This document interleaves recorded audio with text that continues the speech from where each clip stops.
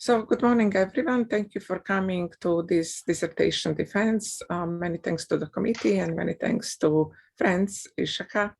Um, the, the thesis is on distributed processing for large-scale systems, and the person who did most of the work, of course, after Bhargav, is Ivan Sheshkar, and he is here.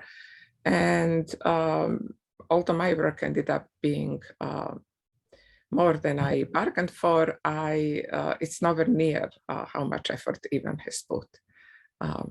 So Bhargav will talk about this particular topic, and his work while he was a PhD student includes actually more than made up to his thesis, but that's often the case. Without further ado, Bhargav, please start.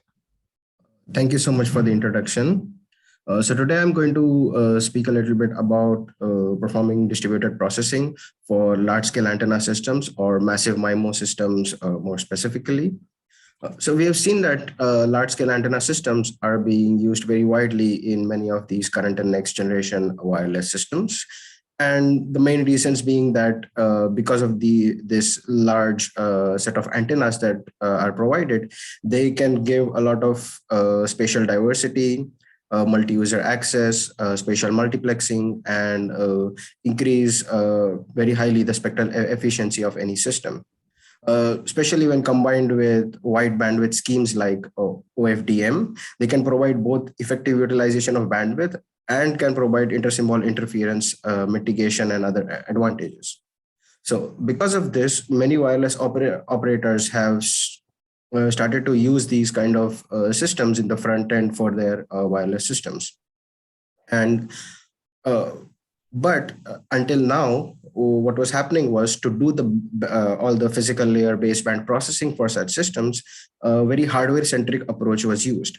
Operators would usually use ASICs or FPGAs to do all the processing. But over the time, they realized that such a hardware-centric approach had a lot of long-term deployment costs.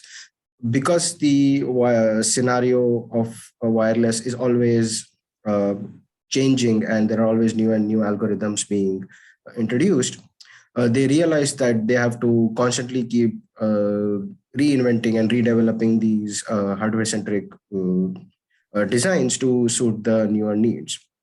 So then they have started to solve this problem. They have started to shift to a more software-centric or a software-based approach, where they use these general purpose software-based architectures like CPUs and GPUs to do this high performance physical layer baseband processing. The main reason being because they provide flexible processing and they have a very fast development cycle. So it's always very easy to go from research to testing to deployment. But with large-scale antenna systems, because we are trying to introduce a wide bandwidth and we are trying to increase the number of antennas in any system, we have an exponential increase in the volume of data that needs to be processed. And the problem with these software-centric architectures are that they have very much higher latency than that of a very specialized hardware architecture like that of an ASIC or an FPGA. Of course, software-based systems have their advantages where we can introduce very high data parallelism like that of GPU, but there are other disadvantages which can limit the overall advantages that these systems can give. And so it is very important for us to evaluate the performance of various physical layer baseband processing blocks, and especially when we are using these kind of software-based systems. So in our thesis here, we'll see two main baseband processing blocks and their implementations. The first being the channel estimation and second being the QAM detection part. And we'll specifically look at their implementation in these software-based environments like multi-core CPUs and GPUs. And we look at the processing latency and their error performance perspective and how we can balance between the two to have try to have a best use of the architectures that are being provided to us. And we essentially will compare for each of these processing blocks, we'll compare multiple mechanisms, or we'll compare certain mechanisms, multiple implementations in different architectures for different kinds of factors, like we vary the QAM constellation size, we vary the decoding rate, and we show how it affects the processing latency and the error rate. So first we move to channel estimation. When it comes to large-scale antenna systems, there are two main problems with channel estimation. The first one being the high pilot overhead that comes because we have so many antennas that want to transmit at the same time to, again, so many receiving antennas. There has to be a channel sounding or channel estimation being done before any kind of data transmission is done, and that causes very high pilot overhead. And secondly, because we are using the software-based systems, they will inherently have higher processing latency. And current channel estimation implementations, they do not combine, or they do not consider both of these issues, especially when being implemented or deployed in current wireless systems. So we look into two main channel estimation schemes. The first being least squares, and the second being a PN sequence correlation based scheme. And we look at the processing latency and error performance when they are implemented in a software based system. Here it's specifically the GPU. And even within the GPU, we are trying to utilize newer microarchitectures like the tensor cores, which are seen in your GPUs. And then we show how the processing latency and error performance is affected when we implement these schemes in a GPU. So first we go towards the system model, where we assume a wideband linear time invariant system. And we essentially we consider the system model for every transmitted receiver pair. And every transmitter sends a certain kind of pilot signal, which consists of an M-length pilot symbol. For least squares, it's the M subcarriers. Because we are using frequency domain least squares, it's the M OFDM subcarriers that will be converted to time domain, and then a cyclic prefix will be added. And in case of the PN sequence, we'll have the M-length PN sequence sent, but again, there will be a cyclic prefix added to that PN sequence.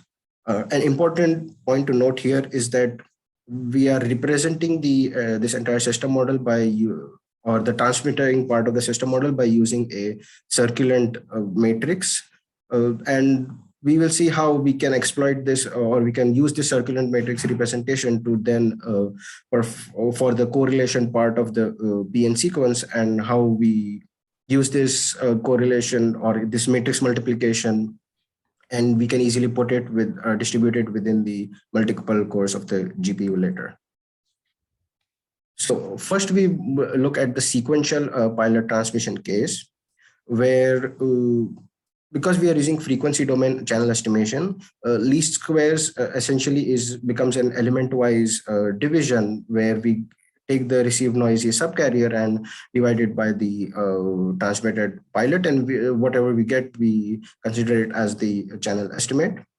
And then for the PN sequence based one, it is essentially a correlation being performed with the received noisy PN sequence and the transmitted PN sequence. And that correlation here we can see, because we have this circulant matrix representation, we can represent it as a matrix multiplication between the transmitter and the received circulant matrices, or equivalent matrices of the PN sequences. But here we see that because we have this sequential pilot transmission, we see that based on the number of transmitting antennas, the amount of pilot signals being sent increases a lot, especially when we are using large-scale antenna system. This can increase this can essentially dominate the entire limited channel coherence time that we have in practice. I mean, there are other ways. There are certain ways where we can try to mitigate it. As we can see here, the propagation time depends on the length of the pilot signal and the number of transmitters, and it inversely depends on the sampling frequency. Usually we do not, or we cannot change sampling frequency, because that is something that we have to design the system around most of the times. So the two things that we can change is either we can reduce the pilot signal, or we can reduce the number of transmissions or sequential transmissions that we need to do to perform this channel estimation. Now, reducing the pilots, so we will look into the both of these things, what happens when we reduce the pilot signal length, and what happens when we try to reduce the number of sequential transmissions being performed. And to do that, to reduce the number of sequential pilot transmissions, we perform a multiplexed pilot transmission, where we batch a certain number of transmitting antennas to send the pilot signals within the same time period. And to do that, we use the PN sequences autocorrelation, the autocorrelation properties, which essentially give a near impulse response like autocorrelation. So essentially, if we circularly shift the same PN sequence and try to correlate it with itself, it will essentially give a near zero output. So we use this kind of autocorrelation property to essentially send the different circularly shifted version of the same PN sequences from a different transmitter. So here you can see an example of two transmitters sending at the same time. Both of them will have the same PN sequence, but circularly shifted with different values. So essentially, when we correlate at the receiver, while we are correlating or while we are trying to find the impulse response for the first transmitter, the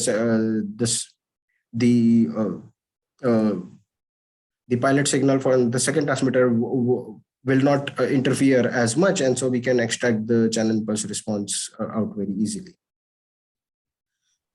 So now we go towards the implementation part of all these schemes that we have discussed. Firstly, least squares channel estimation. Because it's a very simple element-wise division, it becomes very easy to parallelize.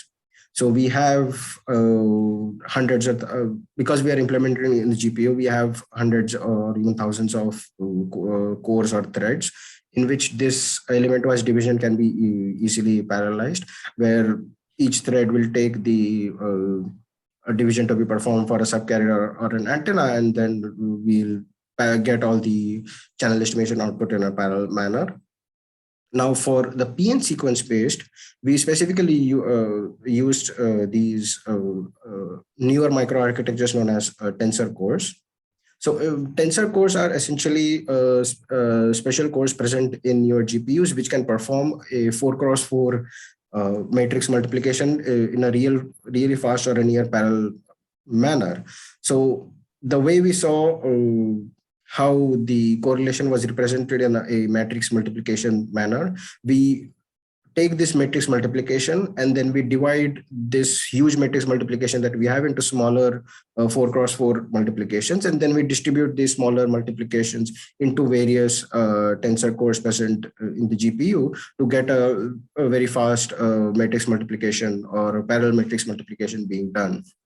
And that's how we can accelerate by distributing this matrix multiplication. We can accelerate the PN sequence correlation.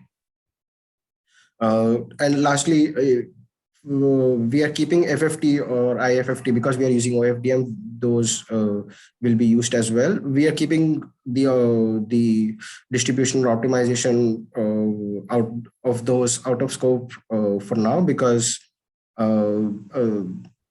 the APIs which are provided by the GPU companies, they are already well optimized, and we can just use those to perform these functions.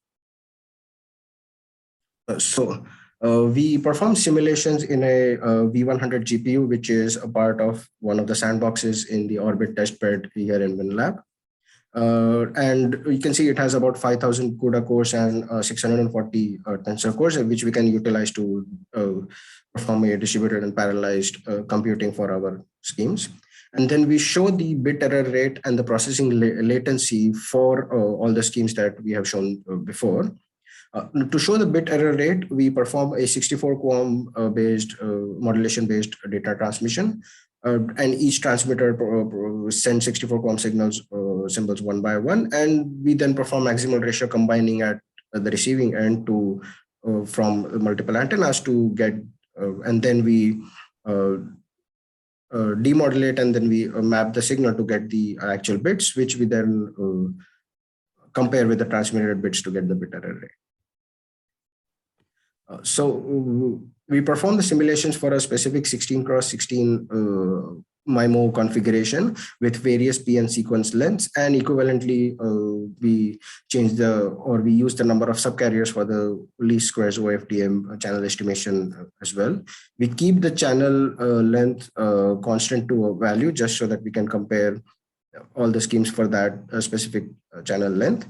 And we change, and for the PN sequence part, we change the number of multiplex transmitters from 1 to 4, and we show how multiplexing or batching will affect the system performance. So first here, you will see the results for processing latency. On the left side, you will see a graph which shows which compares the processing latency for least squares and the PN sequence correlation schemes. And on the left side, there is no batching being performed. Everything, all the pilots being sent are in a sequential manner. And we see that for various frequency response lengths, the number of equivalent number of subcarriers for least squares will change. And at the same time, the PN sequence length that we are using an equivalent number of samples to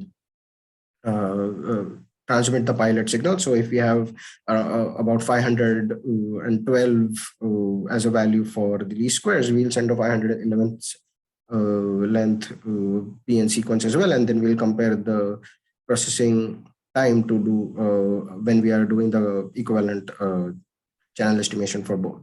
We do see that least squares, of course, because it is inherently a very low complexity algorithm, does give very less processing latency than the PN sequence correlation one. But when you see it on the right side, where we have compared the processing latencies for various PN sequence lengths, for both the sequential as well as the multiplexed pilot transmission schemes, we see that when we are batching multiple transmitters, equivalently the amount of processing time or the processing time we spend on the correlation lessons as well. That is mainly because as we are reducing the number, or as we are batching multiple pilot signals to send, and then we are trying to process it, the number of multiplications that we need to do to get the pilot signals also, or to get the channel estimate from the received pilot signals also reduces based on the batching that we have done. So essentially, you can see that for many of these, or for the 511 length specifically, after batching, the processing latency almost reaches to that of the least squares channel estimation scheme. So we get a very comparable and competitive processing latency for both the least squares and the PN sequence correlation one. Now, secondly, what we'll see is the bit error rate performance. And on the left, you will see the bit error rate performance when shorter PN sequences are used. And when I mean shorter, it means from 127 to 511 length. And we compare the bit error rate with the least squares channel estimation. And for the 511 length one, we also perform some multiplexing or batching, and we show the bit error rate performance for that as well. So of course, you see that there is some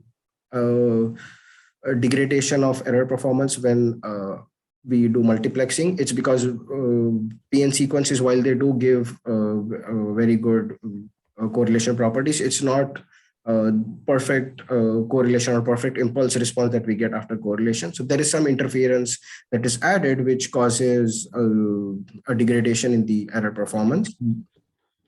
But an important thing here to notice here is that the 511 length PN sequence with 4 transmitters multiplexed or batched together gives has a similar propagation time or propagation latency to a 127 length PN sequence with no batching or sequential pilot transmission being performed. But it still gives a good enough bit error rate improvement as we go higher in the SNR regions. So for high SNR region, we see that the low length PN sequences, they have an error floor. But the high length PN sequences, even with multiplexing performed, they can still give a good bit error rate, or they can still give lower bit error rate for higher SNRs. But when we look at the graph on the right, where now we are using 2047 length sequences with both sequential and multiplexing channel estimation schemes, we see that when we compare it to a lower length sequence like the 511 length one, we get very minimal improvement, like maybe 1.5 dB of bit error rate improvement for a specific for the specific 64 QAM transmission that we have done. So we do see that here there is a very big area for optimization, where we can consider the processing latency and we can consider this bit error rate together to then select a certain scheme that we want to use based on what the system at that time demands. Does it demand lessening the processing latency, or does it demand trying to get as reliable of a transmission as possible? So now we will move on to the QAM detection part. But before I move on, are there any questions?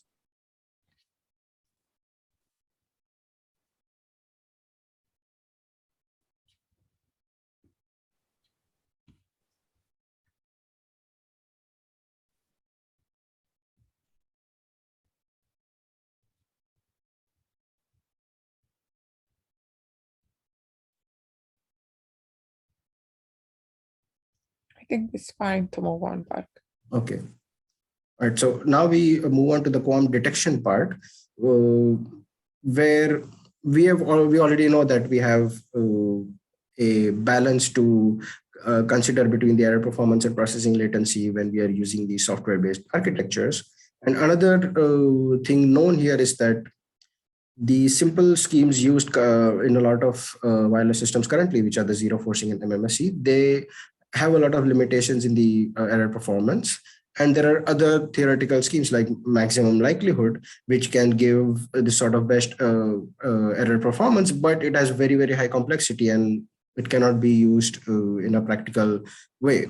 So to balance this complexity as well as this error performance, there are certain algorithms which have been researched in the past few years. Two main being the sphere decoder and the K-based detection.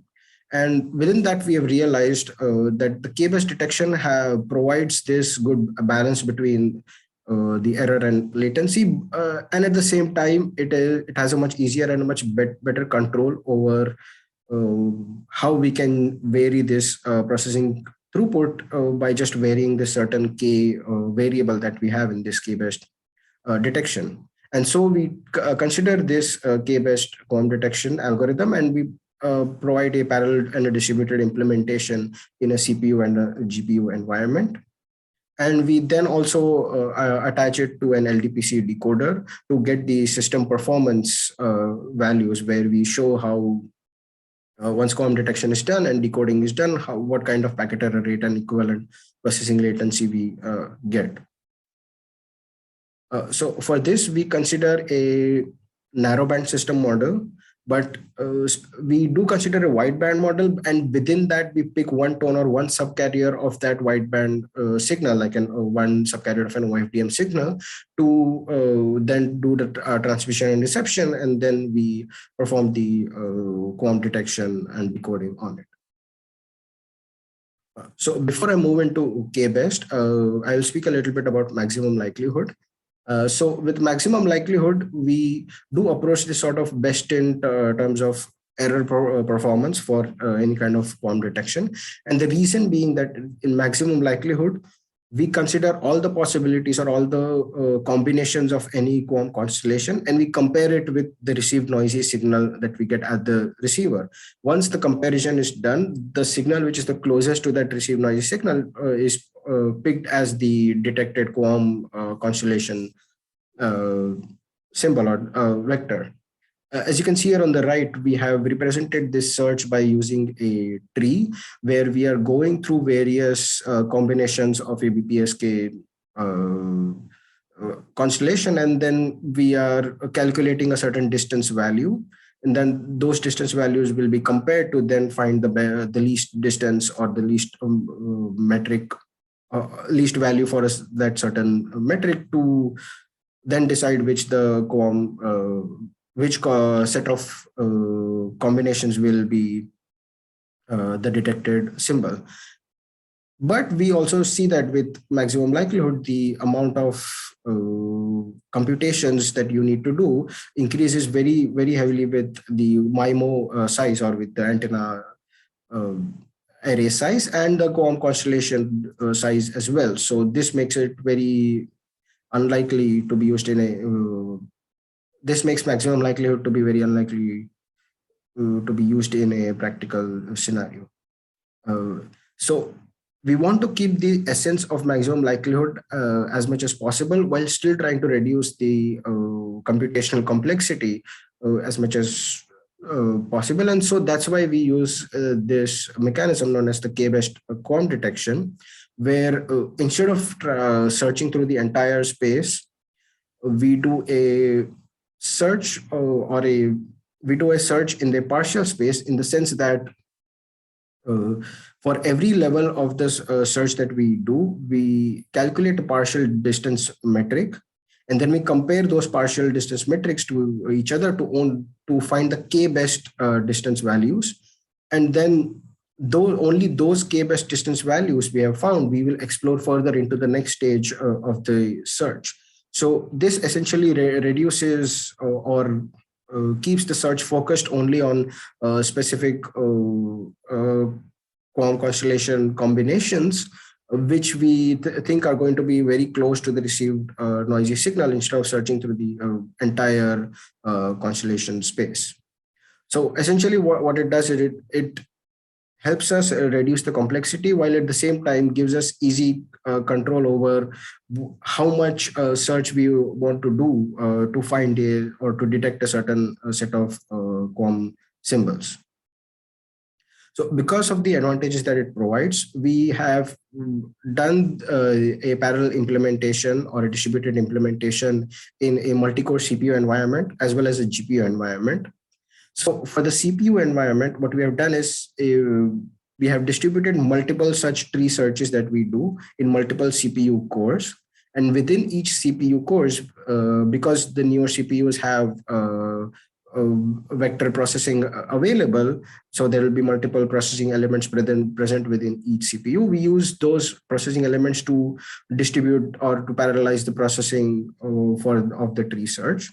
And the tree search mainly consists of two mechanisms. One being the distance calculation, which you can see here that each set of the processing elements or the processing threads can take a specific number of distance elements to calculate in parallel.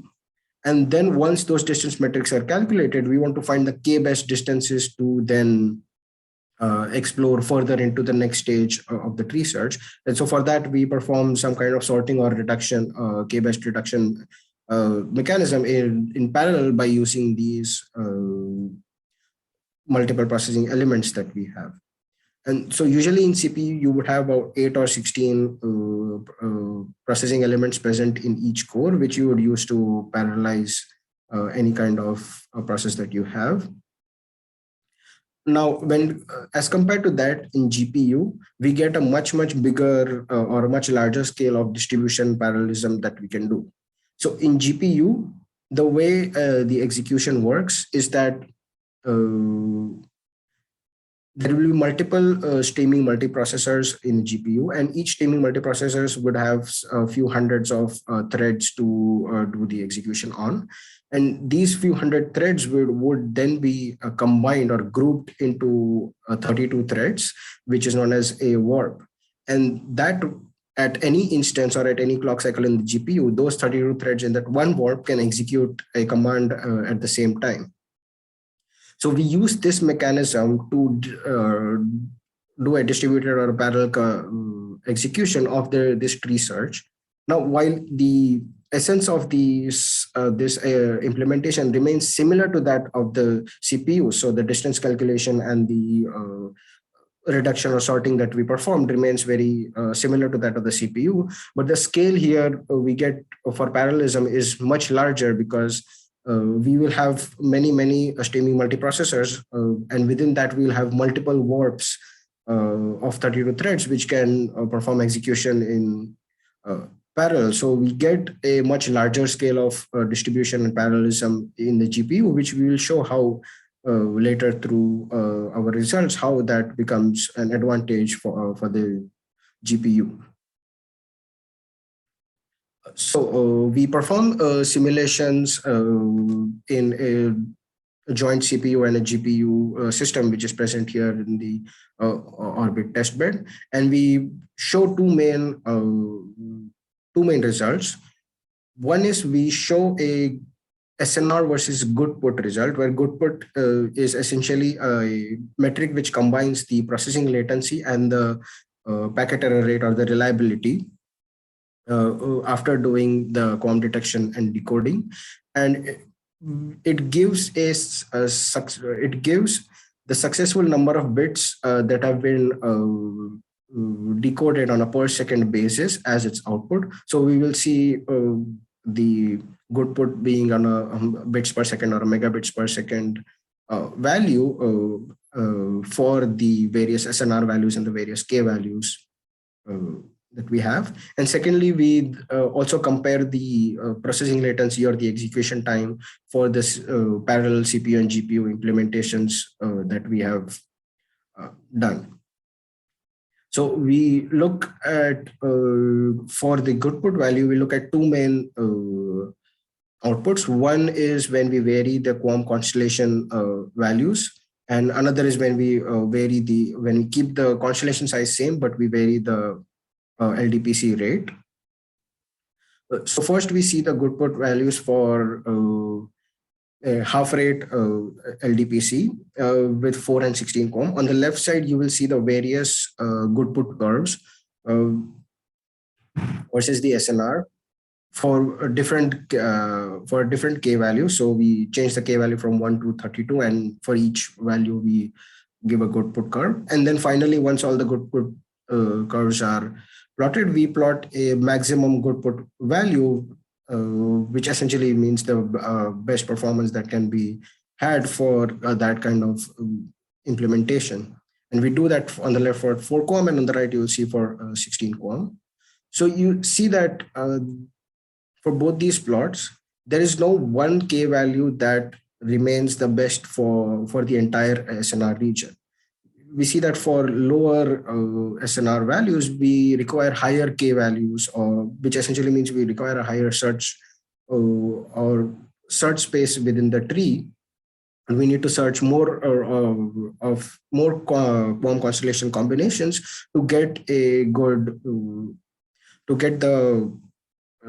good enough error performance to get a high Goodput value. But as we move to higher SNRs, we decrease the K value required to get the best error performance decreases as we go along. And we see the same for the 16 QAM. But the difference between the two being that for 4 QAM, the k values required to maximize the Goodput is lower than that for the 16 QAM, which is kind of intuitive that the higher or the larger QAM constellation you have, the more you would need to search, the more combinations you would need to search to find the accurate QAM symbols. Now, second, we go to the results where we keep the constellation size of the constellation density same, and we increase the rate of the LDPC decoder. So on the left, you will see for 5/8 LDPC rate, and for the right, you will see 6/8 or 3/4 LDPC rate. And what we see is that as we are increasing the rate, the Goodput is essentially increasing to a much higher value than when we saw it in previous graphs. We saw that we had a maximum of 10 megabit per second as the Goodput, but here we see that it can go up to 20-25 megabits per second easily.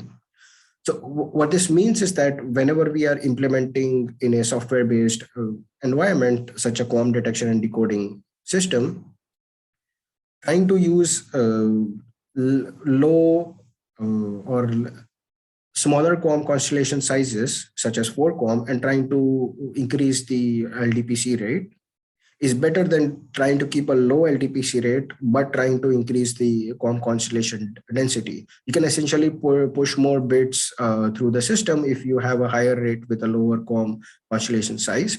And that's because when we have high rate, the processing latency for the decoder decreases by a much higher margin than when we have, say, lower LDPC rate, where we will have very high processing latency, but we keep the QAM constellation. We will have much higher processing latency, and also because we are increasing the QAM constellation size, again, the processing latency for the detection system increases. So this means that processing latency here plays a much bigger part in deciding the overall system performance for any kind of software-based implementation. Finally, we see the results for processing latency when we have implemented the K-based QAM detection in a CPU as well as in a GPU. And of course, because of the large scale nature of the GPU, we do see a good improvement in the processing latency, where we have about 3 to 5 times lesser processing latency when as compared to the CPU implementation. And another thing to notice here is that the processing time per bit, which is what we are measuring here, is much lesser for 16 QAM than 4 QAM. Even though for 16 QAM, the search space can be a little bit more than that for 4 QAM, we see that the processing time is lower because of parallelism. The difference in search space has been reduced quite a lot because we are doing parallel implementation.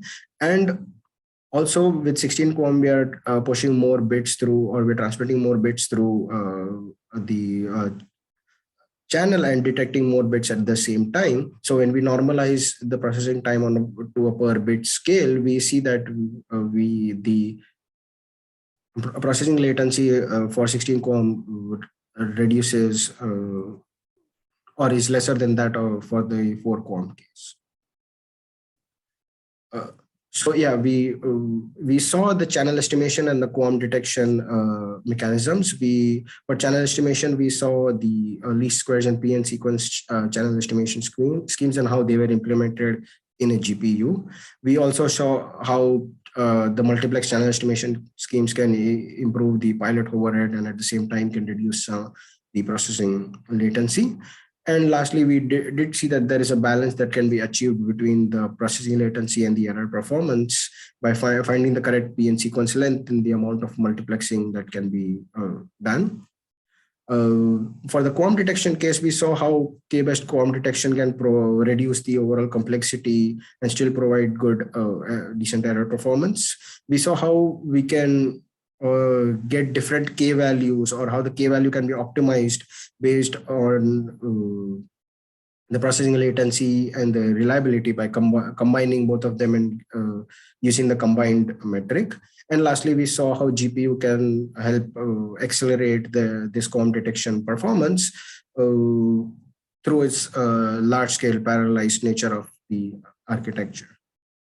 Now, for the channel estimation scheme, one of the things that can be, of course, done to look more into the future is to use mechanisms such as FFT more to help in reducing the processing latency. And to do that, of course, looking into FFT on how FFT can be implemented in the tensor cores, that can be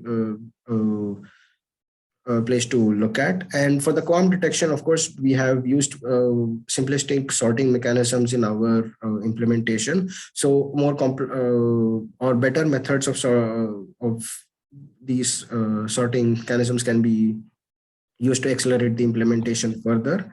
And more experimentation can be done with half precision floating points to see how the balance between processing latency and reliability is there.